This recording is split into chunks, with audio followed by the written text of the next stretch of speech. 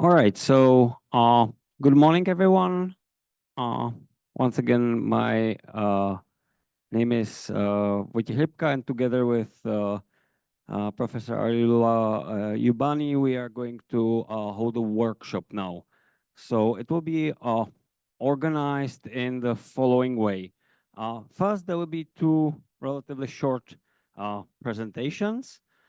Uh, then I will try to illustrate, or both of us are going to try to illustrate the principles and ideas we are going to try to open with a particular material in which you're going to be drawn in uh, uh, active participation. And I hope you are going to enjoy that. And then we are going to try to open a few topics that are part of our thinking about an action plan for the authority. Alila is going to present some preliminary findings from a survey we have recently done from yesterday, but also some ideas that came up from her research into the curriculum. And we are going to pose a few open questions to you, because we are here not to lecture now or enlighten you that much, but rather prepare some grounds for a fruitful discussion. So if I may kindly ask for my presentation. I suppose and hope that most of you have already been here yesterday. So I'm going to build on the grounds quite fastly set yesterday, and try to again illustrate some key principles I have found myself personally, but also around Europe, in Germany, in Great Britain, in Poland, in Slovakia, to be working well and efficiently.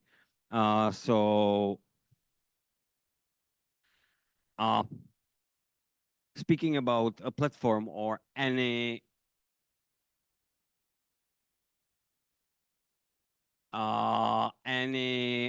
other set of sources for schools, we are thinking about active learning methods. Critical thinking might be a bit of buzzword, so let's try to disentangle some practical meaning of critical thinking. So we want students to be active participants, to touch the primary sources, to work with them, with the guidance and in a situation set up by the teacher, but to some extent independently. We also want to connect to problems and situations and to say generally life world of students. So we want to touch what is a grave and important problem for them today through the historical material, and offer them some space for reflection. As I've said yesterday, I think a very effective way of delivery is to try to associate some objectives, for instance, the authority or historical institutes have regarding a historical substance with wider learning objectives, so that it can do 2 or 3 things at once, not only inform, but also train inquiry skills, for instance. With students, scaffolding, very small steps are needed to keep everyone on board. You're more aware of that perhaps than I am from your practice, especially if you're teaching. And as was said earlier, the use of very diverse media, including representations, So not the films from the period, for instance, but later the way this was portrayed is an essential, effective part of history education in this area. So yesterday I have shown a bit of Socialism Realized, on which I wanted an international project I was part of. I wanted to show some of the principles of the organization of the material. Now, a few more words about it. And in the practical part, I'm going to try to analyze one particular piece of material with you to sort of put you in the boots of students for a while, but then reflect upon its potential. We are using featured films, radio broadcasts, images, but also documents. Not all the things are about the perspective of repression. So we are looking through other perspectives as, or oppression, other perspectives as well, to put one way of looking and analyzing history into a wider context. We have to acknowledge that oppression is definitely not the only way, and the secret police files are not the only sources to get us towards a fuller picture. So we are going to be speaking and watching a clip called Rewriting History. Now, another example, now from abroad, from BSTU, one particular set of primary sources. It's a series of sources for schools, and it is called unofficial collaborator Shenya. It's first of the series, quite successful series where mostly primary documents with some notes on how to use them, what type of questions to pose them is presented. And what I wanted to illustrate with this are 2 or 3 principles. One is for students, as you are like encountering on sort of daily basis, things that are not that far from their experience are better or easily digestible, right? They are able better to understand. So for instance, if you show them some sources on history classroom during the communist times, or if you speak about intergenerational conflicts, if you let them work with job acquiring a job, or so called job market, perhaps today and during the communist regime or state socialist regime. That's something that really might be connected to their experience. So in this case, it is the choice, deliberate choice to get a youth agent, so someone close to their age.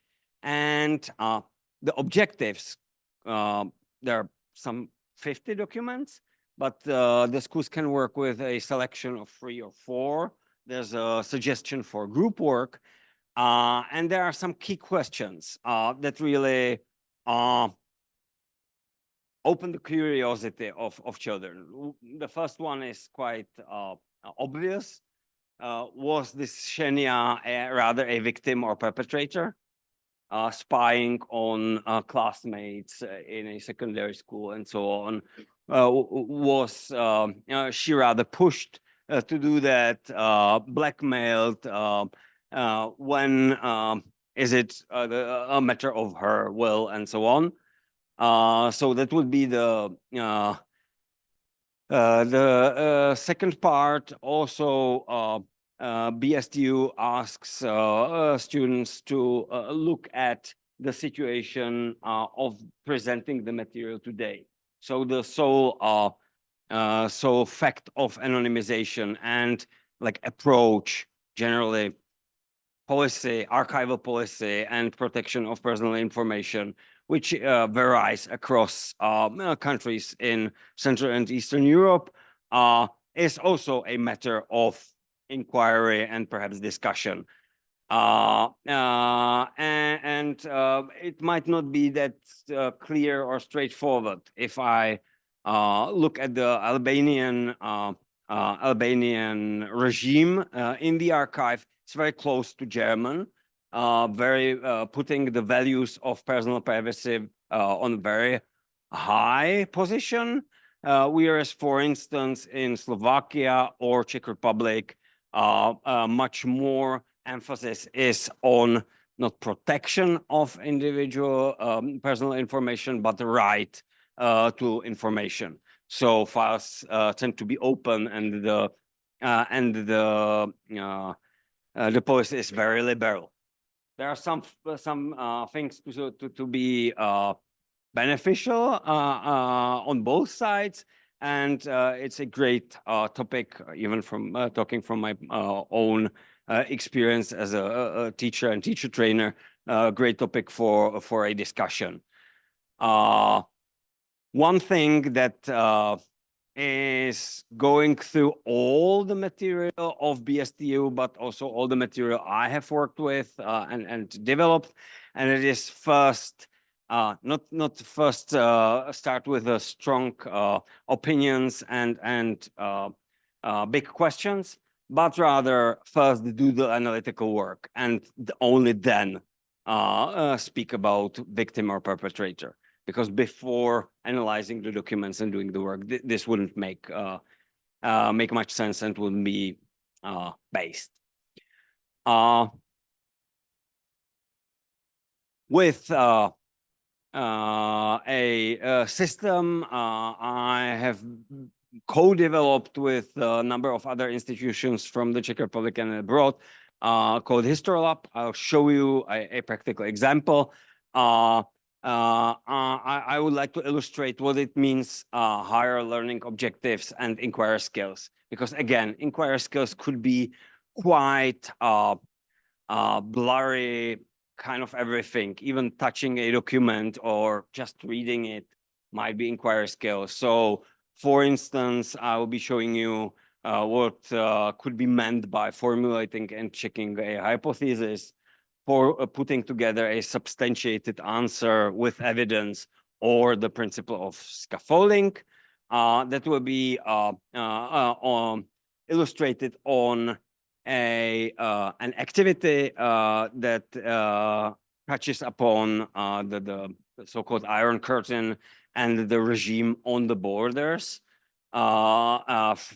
which could be well associated with today's topics, such as freedom of movement and right to immigrate.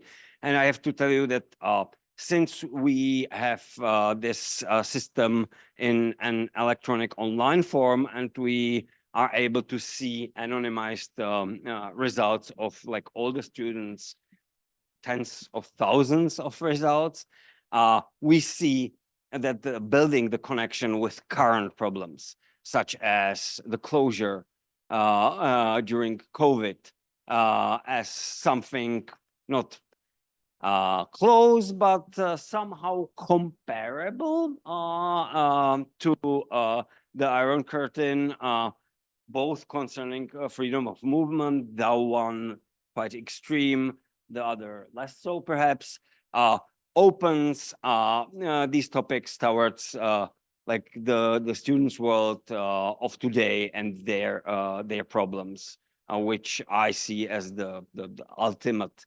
final objective of history education. So thank you very much, and looking forward for the practical part. So if I may kindly ask for the video. Rewriting history, please. Few introductory notes. It's a piece of audiovisual material, very short.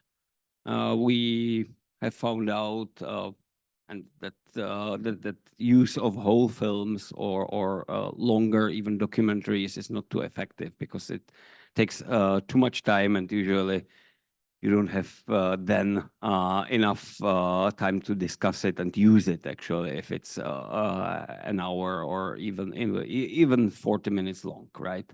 Within your lesson. So what is effective is trying to cut out some key scene and take it as it is, without the rest, without the whole plot. It's in Czech. It's actually a featured film.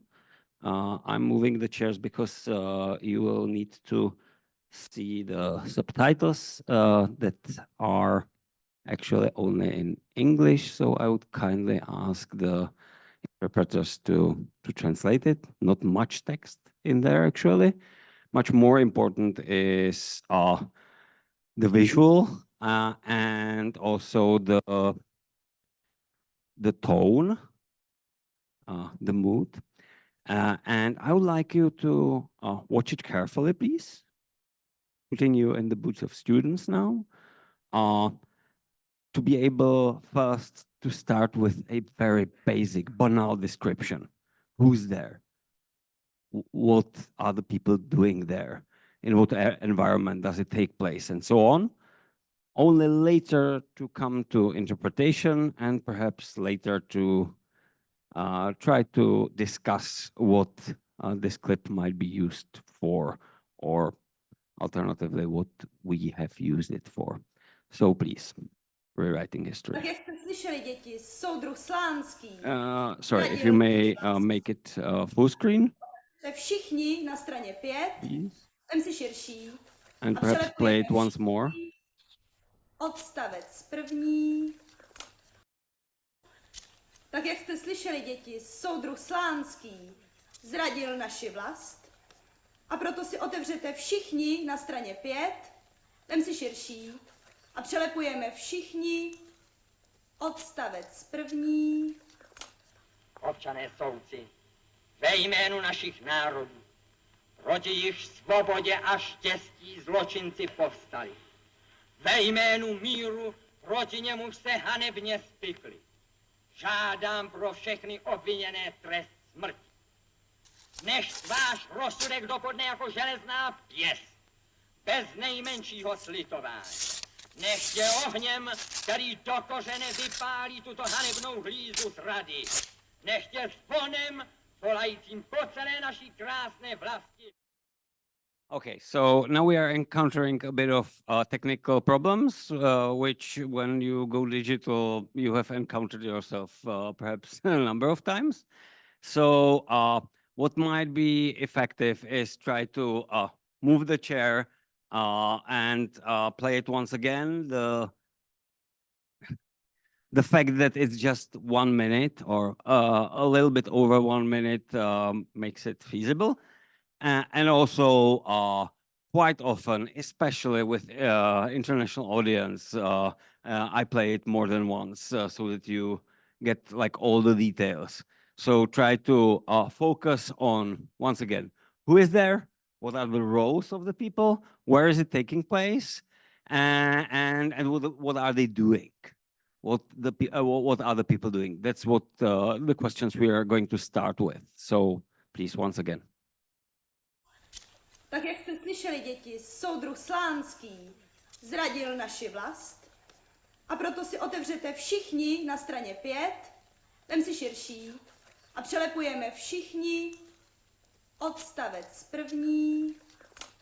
Občané soudci, ve jménu našich národů, proti jejich svobodě a štěstí zločinci povstali. Ve jménu míru proti němu se hanebně spikli. Žádám pro všechny obviněné trest smrti. Než váš rozsudek dopadne jako železná pěst, bez nejmenšího slitování. Neště ohněm, který do kořene vypálí tuto hanebnou hlízu zrady. Neště zvonem, volajícím po celé naší krásné vlasti. Okay, so if I may have few answers regarding where does it take place? Anyone? Very banal question, but still. Would you mind answering? You have no idea. Okay, what type of environment is this? Duke që jemi në një orë mësimore,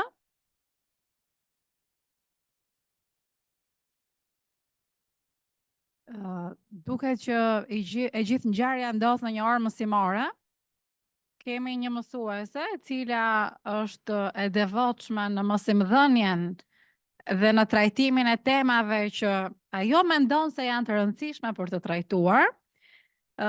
Kemi nxënës të cilët sigurisht po e ndjekin mësuesen e tyre, sepse kështu funksionon një orë mësimore, ata kanë autoritetin të cilin e ndjekin me devotshmërinë e duhur. Në sfond vazhdon demagogjia dhe fjalët të cilat dëgjohen si nga ana e mësueses, autoritetit drejtues, ashtu edhe nga ana e nxënësve. Dhe kemi disa nxënës të cilët në mënyrë mekanike janë duke kryer një veprim pa pasur asnjë lloj mendimi aty brenda. Kjo është ajo që unë mora nga videja. Okay, thank you very much. Actually, when using this with students, my reply would be thank you, but that was kind of synthetic already. It was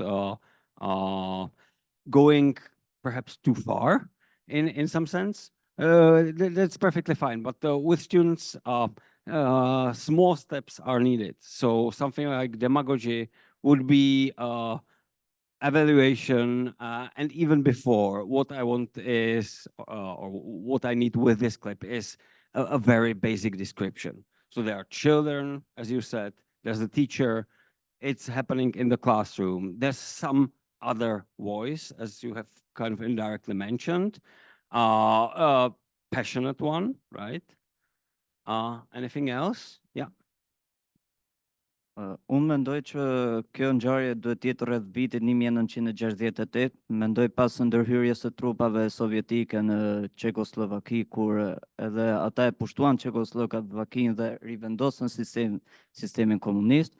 Unë mendoj që duke u bërë ky mësim klas, edhe me dokumentar dhe me propagandën komuniste, duhet të jetë hequr fotoja e liderit komunist i cili tentoi për të rrëzuar sistemin komunist dhe për të sjellë demokracinë në Çekoslovaki dhe për ta bërë që ai të dalë si figurë e keqe përpara popullit dhe nxënësve të cilët donin të nkrinin propagandën që sistemi komunist të vazhdonte deri në fund të viteve 80.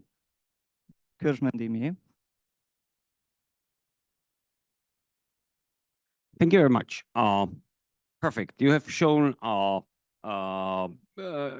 a practical use of some facts you know about Czechoslovakia. It doesn't really. It's in this case, it's not that important to dig that deep into the situation and the exact year or something. It's not 1960s, but rather 1950s. But that's not that important. It's part of a process following show trials.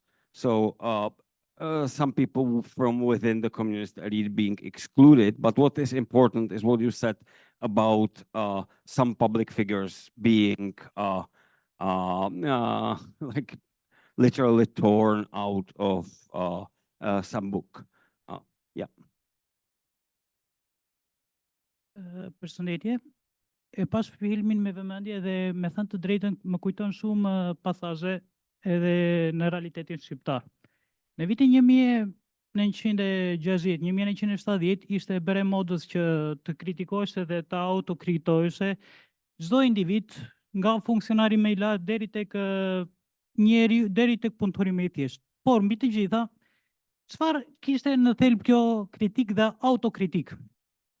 Kritika kishte në thelb që individi të mendonte sipas shtetit, sipas regjimit dhe të mos dilte kundra kornizave të atij regjimi që ishte instaluar në Shqipëri, në rastin konkret, edhe në tërë lindjen edhe tërë diktaturat, qofshin demokratike lindore, qofshin demokratike perëndimore.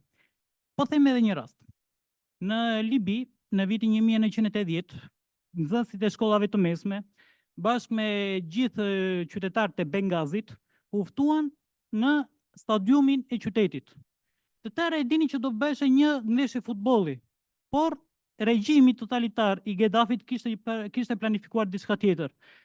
Një student i ardhur nga Amerika, inxhinier, u varë publikisht, u bë një gjyq publik në sytë e 30.000 njerëzve, për t'i thënë popullit libian që ky disident do të bëjë shembull në qoftë se ato do të mendonin ndryshe nga regjimi që ishte në fuqi. Kjo e para dhe e dyta. Ky nuk po jepte shpirt në momentin kur vendos në trekëmbësh. Edhe një pjesë e popullit u odh për të ndihmuar për të vrarë këtë individ. Kjo është akoma më e tmeshme, sepse impakti që kishte dhënë ky regjim në lidhje me totalitarizmin, në lidhje me mënyrën se si duhet të mendonte, ishte më i thellë se sa ajo çfarë po përcillte ky regjim.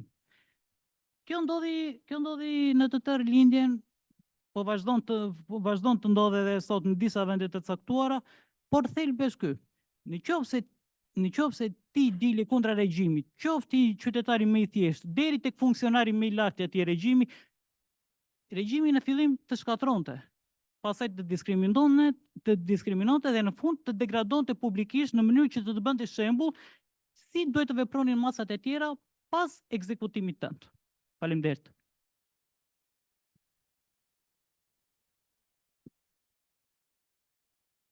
Thank you very much. The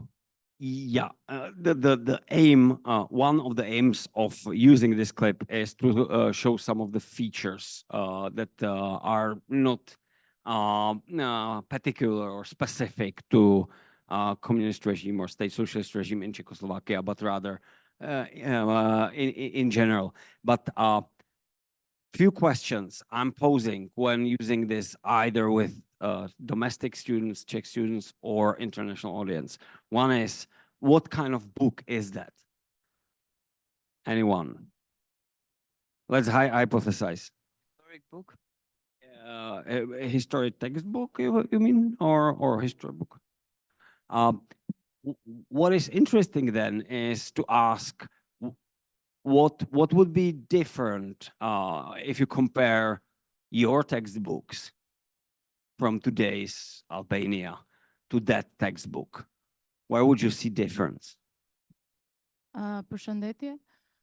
Sa po e pash videon, unë e kam jetuar deri në moshën 17 vjet atë periudhë të regjimit dhe më kujtua i njëjti veprim që unë e kam kryer vetë. Dhe zakonisht unë mendoj që ajo ka qenë një orë mësimi edukative. Ne bënim ditëve të hëna, ishim të detyruar të shkruanim një artikull nga gazetat që ne i lexonim edhe i lexonim ditën e hënë pa filluar mësimi.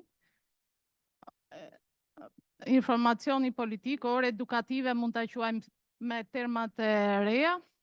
Dhe kur shpallej një armik i popullit, mësuesit na thoshin që të vinim në shtëpi, edhe librat e botuara nga lideri i kohës Enver Hoxha përmbanin edhe foto të shokëve, të bashkëpunëtorëve, dhe nëse njëri prej tyre shpallej armik, ne duhet të vinim në shtëpi dhe ta grisnim.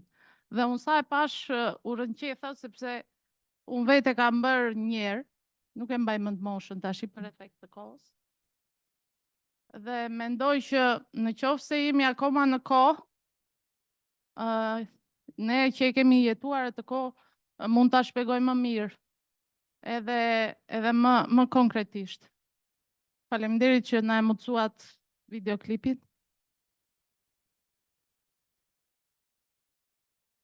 Well, thank you for sharing the experience. One thing I hear from you directly and indirectly is that it might be sort of civic education or might be history education, but what is sure is that the politics, like current politics from that time, so the politicians that are active are represented with such big pictures, which most probably you wouldn't have current Prime Minister of Albania portrait in a history textbook, right? For a number of reasons, including the fact that with history, you most probably do not follow up until a big picture. It's a celebratory picture rather than something to be analyzed, right? So most probably you wouldn't find that in the very fast and direct connection between politics and curriculum, either in history or civic education, might be quite specific, though there are some connections with politics even today, for sure. The other thing I wanted to ask, and I'm asking international audience, and I have gathered very diverse responses, is whether you have some sort of experience, and you have shown one particular piece, some sort of experience that could be compared to this, some sort of rewriting of textbooks, or redacting it, or even like physically working with the content of the textbook. So you have shared your like literal experience very similar to this. Mostly people do not have such a direct, especially if they come from the US, but still rewriting or changing the content of textbooks. Anyone?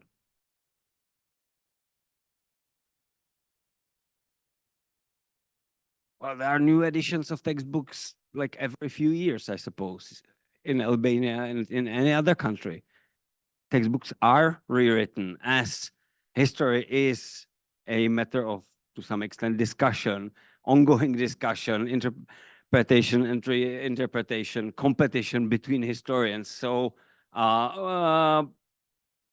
it's to some extent a natural process. But there are differences, right?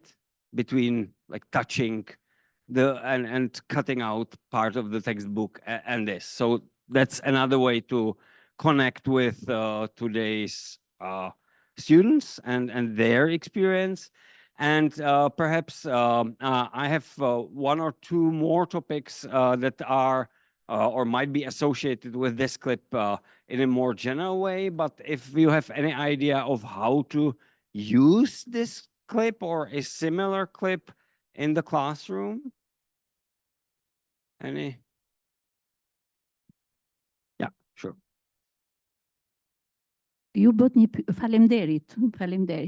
Falenderoj dhe Këshillin e Europës që më ftoi në këtë seminar kaq të rëndësishëm. Ju bët një pyetje lidhur me rishkrimin e teksteve ose redaktimin e teksteve. Fatmirësisht unë kam qenë mësuese, studiuse historiane, por ndërkohë gjatë jetës kam fituar edhe profesionin e botueses. Tekstet e historisë shkruhen nga aprovohen nga Ministria e Arsimit. Dhe atje në Ministrinë e Arsimit ka një komision që mendohet që është komision që ka kompetenca të larta akademike, për sa i përket historianit, një komision që ka kompetenca të larta psikopedagogjike, menaxheriale dhe sociale në miratimin e teksteve. Tani përgjigjja ime është që sa herë Ministria e Arsimit merr mendime nga mësuesët për problemet që paraqesin tekstet, ka 3 tekste për çdo klasë, dhe për problemet që kanë tekstet, Ministria e Arsimit i dërgon shtëpive botuese vërejtjet e mësuesve. Dhe në fakt kur na vin këto vërejtje, unë do bëj një vërejtje unë tani për Ministrinë e Arsimit se na vin të papërpunuara në rolin e botueses, po e them këtë. Edhe të autores së teksteve, se jam dhe autore teksteve të historisë, fatmirësisht kam fituar tekstin e historisë kombëtare të klasës 11 për periudhën e komunizmit, se unë këtë periudhë studioj, periudhën e komunizmit. Dhe jam përpjekur ashtu siç tha dje drejtori i edukimit në Këshillin e Europës që ta bëjmë historinë me fytyrë humane. Mua kjo më ngeli në kujtesë dhe për këtë kam luftuar gjithmonë edhe si autore tekste, si historiane, edhe si mësuese dhe si pedagoge që ta bëj historinë me fytyrë humane. Pra, çdo me thënë ta bësh me fytyrë humane, që ta rishikosh atë në këtë prizëm, të rishikojmë tekstet në prizmin në prizmin e multiperspektivitetit, të qasjes multiperspektive. Por a janë tekstet e historisë që bëjnë qasje multiperspektive, Këtë duhet parë, duhet parë. Unë kam ato pikpyetjet e mia që mund të ngelen. Ne I shkruajmë sipas vreteve që bëjnë mësuesët dhe që na I sjell Ministria e Arsimit. Bile ka raste që vetë komisioni ka gabuar. Komisioni që ka miratuar tekstet ka raste që ka gabuar në përcaktimin e titujve të periudhave. Për shembull, t'u jap një rast, jo për komunizmin. Na erdhi vretja që termi Shqipëri, koncepti Shqipëri, nuk duhet të përmendet si përpara vitit 12, se dihet nga gjithë që pavarësia e Shqipërisë dhe formimi I shtetit kombëtar shqiptar u bë në 28 nëntor të vitit 1912. Dhe miratimi kufive nga konferenca ambasadorëve 1913. Edhe I binte që periudat, për shembull, shqiptarët në antikitet, ishte titulli periudhës. Nuk duhet thënë shqiptarët në antikitet, sipas konceptit që ne na dërgoi po Ministria e Arsimit, korrigjimin. Dhe duhej shkruar që paraarsit e shqiptarëve në antikitet. Një korrigjim I tillë pastaj është goxha koncept, që duhet korrigjuar. Tani në lidhje me mësuesët që desha të thoja 2 fjalë lidhur me trajnimin e mësuesve. Në fakt mësuesi është kyçi kryesor. Është kyçi kryesor në mësimdhënien e historisë. Dhe duhet krijuar një matricë e madhe ku mësuesi ta gjej veten dhe ta kryej, t'ia japi atë fytyrën umane e historisë. Se I vetëm nuk mund t'ia japi, edhe pse ka përgjegjësinë, I vetëm jo. Dhe në këtë prizëm duhet të luftojnë mësuesët që t'i kenë ato aftësitë menaxheriale, kompetencat e larta akademike, psikosociale dhe sociale edhe në raport me shtetin. Faleminderit.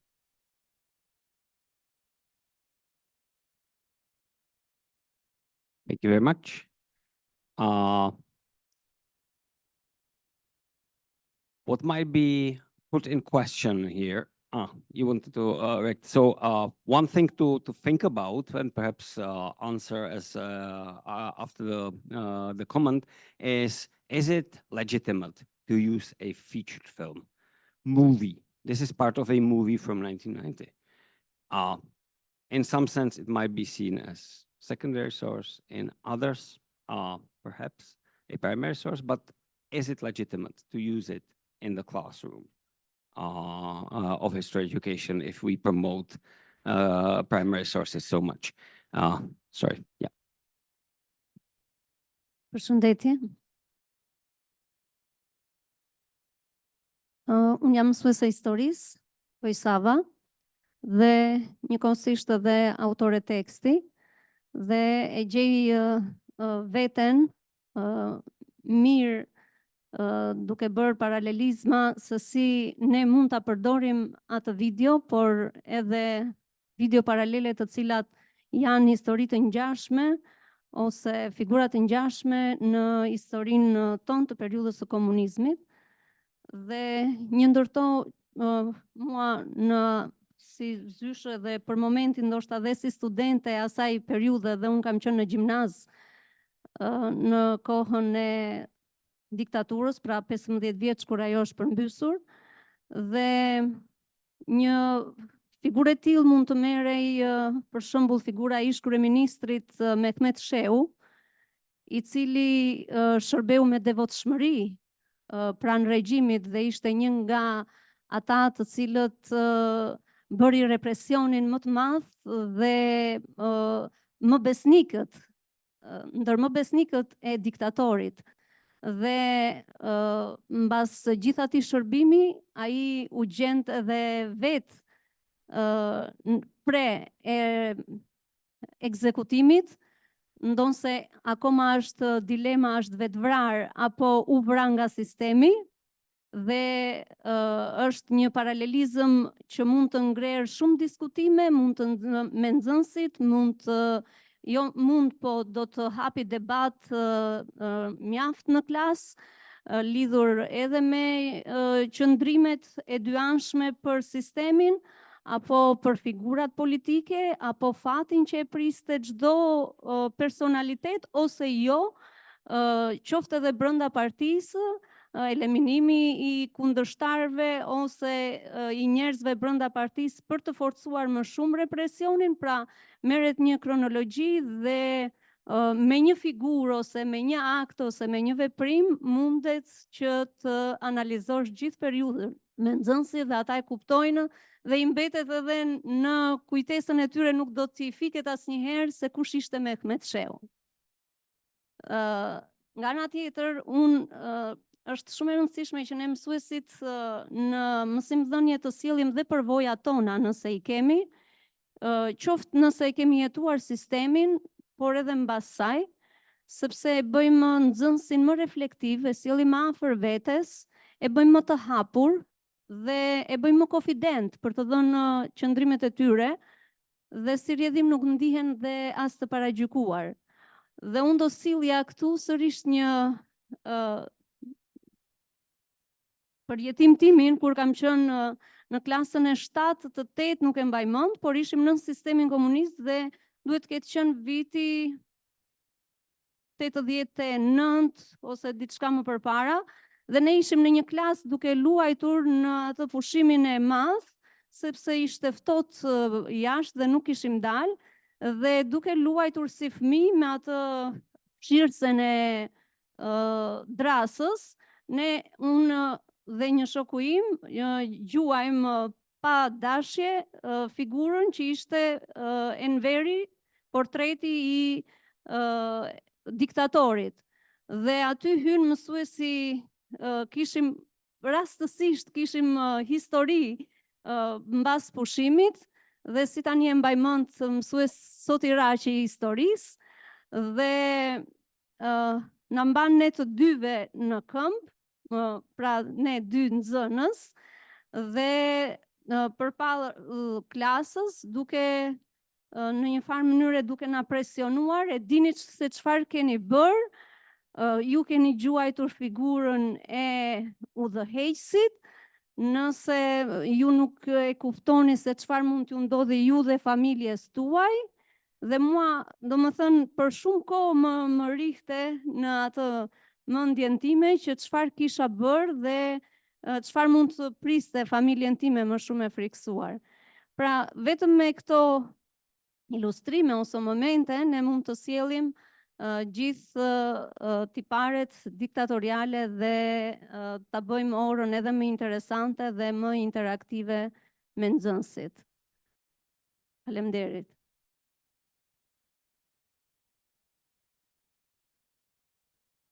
Thank you very much also for sharing the experience that might bring me to like translating it into potential topics associated with this. So, for instance, seeing communism as a type of political religion, these figures being sort of sacred. You can see that to some extent on the fact that there are whole page pictures as well. Another topic I like to associate this with is looking at the at how history is being researched, how history is being written, like epistemological, quite complicated or sophisticated issues could be open with what is textbook, what is its status within knowledge and research endeavor, to what extent can be a textbook stable and set for eternity. Even a question, perhaps in Albanian context, why are there free? If you consider textbook, or is textbook by someone considered as the objective truth, so why then allow free of them? Because there could be only one that is correct, right? So even such issues are maybe the last thing is the use of featured film, because it might be a bit controversial. It's only one note on the on how this can be a primary source. if you're looking, once again, as I've said earlier and posed a question on that, if you are looking at memory culture, historical memory, or collective cultural memory, whatever, the way people perceive history, the society perceives history, then first reason of why to use featured films, movies, is that even though we have heard today that knowledge about communism comes from families in Albania, I have to admit that I doubt that the first influence is from family. I suppose that in Albania, maybe it's different to the rest of the world, but as researched quite well, popular culture and social media are much more important sources of attitudes, memory, shared memory towards history, including the communist regime. So it's very important to be able to understand how history is being transmitted or constructed even in featured films. Second thing is it's dense, it's really condensed. You would most probably never find a documentary showing this type of situation. It's quite realistic from 1950s, but it wouldn't be in 1 minute. Most probably it wouldn't be put on film. So in this case, I would say it's a legitimate kickoff or start of some process, including discussion. But I want to gather some other opinions, perhaps even if someone is against the use of movies in history, which would be very legitimate, I would be happy to. Yeah. Për të mos marrë kohën e kolegëve, po e kisha shumë të nevojshme të thoja diçka lidhur me përdorimin e materialeve filmike. Mendoj që është një mjet shumë i nevojshëm dhe me një efektshmëri shumë të madhe, sepse është më e lehtë për të perceptuar nga ana e audiencës. Por duhet kemi shumë kujdes që materialet që përdorim në këtë rast, kjo video e përdorur në ambientet e klasës, duhet patjetër të jetë e certifikuar dhe e verifikuar nga ata që janë ekspertët në këtë rast, sepse mund të na ndodhë që një mësues me dëshirën e mirë mund të përdorë një material i cili mund të shkojë kundër asaj që është mendimi i përgjithshëm. Dhe prandaj e rëndësishme është që mjeti të përdoret, por ama nevojitet që përpara se të shkojmë tek mjeti, duhet që të kemi atë që të gjithë profesorët e nderuar e diskutuan dhe që është mendimi. Ne duhet të kemi një mendim lidhur me analizën që t'i bëjmë historisë, sidomos kësaj pjese të historisë së Shqipërisë e cila mbetet ende e pa analizuar dhe pa një mendim të qartë se si duam ne që ta transmetojmë tek brezi i ri, në mënyrë që të mos ndodh përsëritja e kësaj situate. Pra jam për përdorimin e këtij mjeti, por me kujdesin e duhur për të mos bërë efektin e kundërt.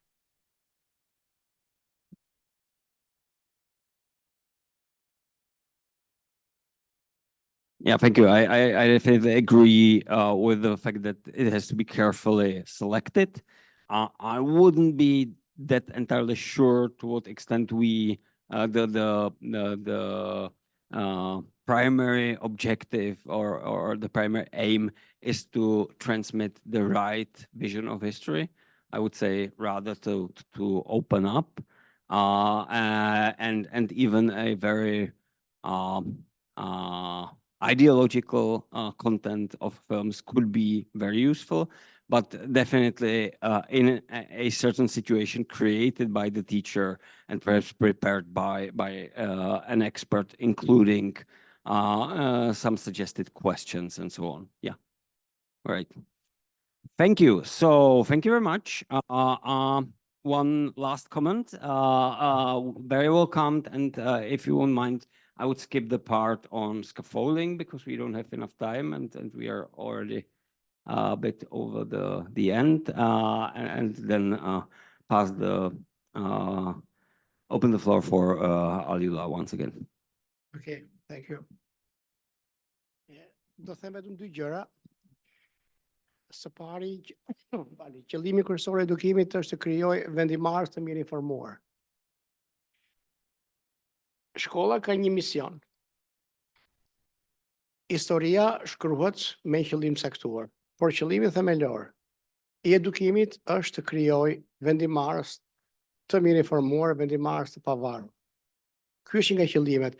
Unë do thoja që do citoja një Amerikan, nuk e mbaj mend emrin, ka qenë një libër i quaj Shoqëria e hapur, i cili thoshte urimi më i mirë që mund të bësh diktatori është të imitosh sjelljen e tij.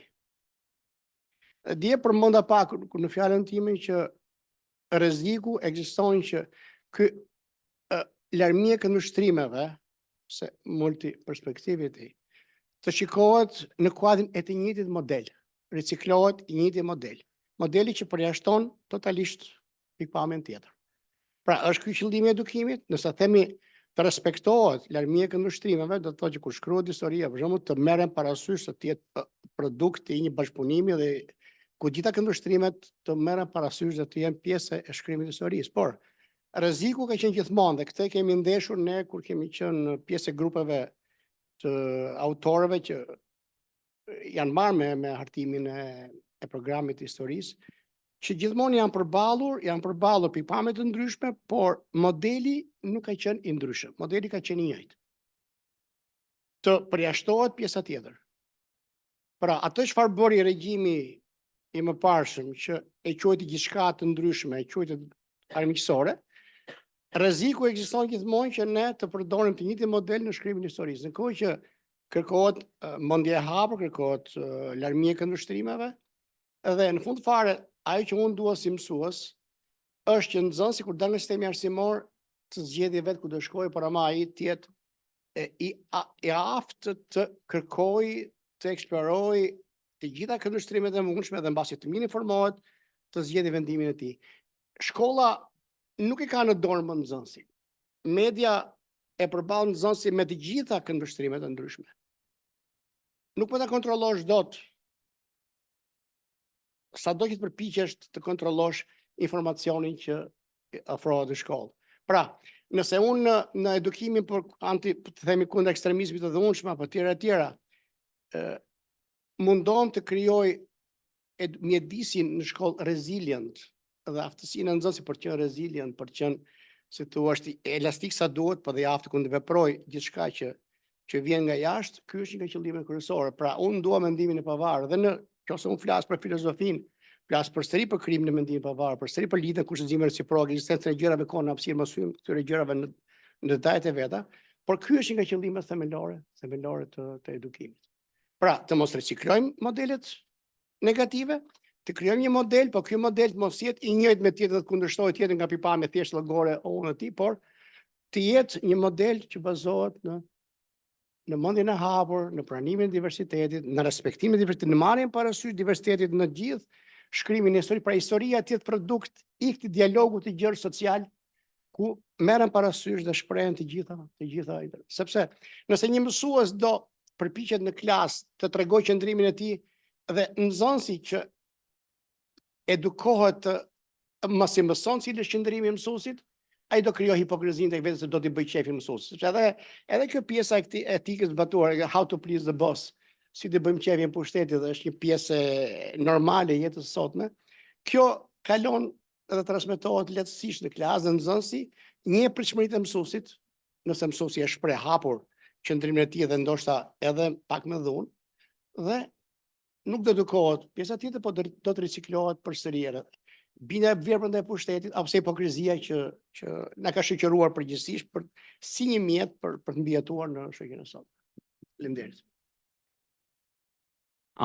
Thank you very much for this point. I wholeheartedly agree. And one way to translate it into not practice but more practical point is, I think the goal of history education should be also, if we go back to these supporters of Enver Hoxha, not to embrace their position or attitude, but to understand. And understanding doesn't have to be including a consent or being on the same side. It doesn't have to change the values of the teacher. But to understand, perhaps in this sense, school is or might be the last first and last occasion to be confronted with very, very different opinions, living then in social bubbles. Yeah, and I definitely agree that controversial issues, including these clashes of memory, there were and are people who were favored by the communist regime, and they look back with nice memories. There are other people who just are overwhelmingly looking back with nostalgia about their youth and so on. Understanding this is quite vital because it's understanding some part of the society. So. And as you say, accepting the reality. Thank you very much. Sorry, very fruitful, so it took much longer than I have expected. I'm sorry about that. Once again, I'm skipping the scaffolding part. I would be happy to share it with you in an electronic form. And now, Alula, if you can come back to the results.